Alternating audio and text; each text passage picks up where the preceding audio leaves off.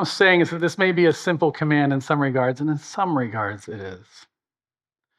But it is far from simple, which is why one of the things that our Lord is saying is that we all break it.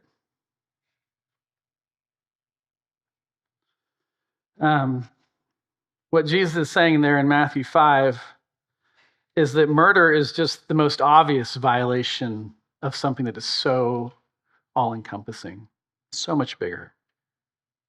And partly that's because the thou shalt nots in the commandments are always accompanied by the thou shalls, the thou shalts. And the command throughout the Bible is always to seek the well-being of your neighbor, to love,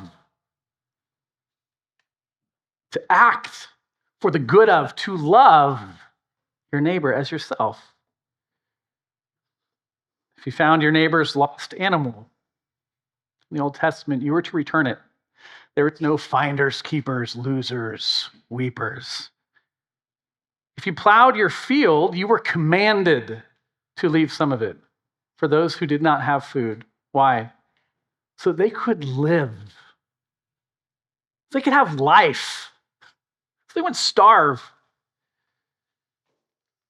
Get this, if you gained a slave because a man had debts that he could not pay, there are a number of specific ways that you had to look out for the interest of that person. And actually went beyond this because when he was able to gain freedom, you were actually supposed to set him up so that he was financially better off than when he had to go into that kind of slavery. Why? Because you were to love your neighbor as yourself. You were to lift up the image of God in others.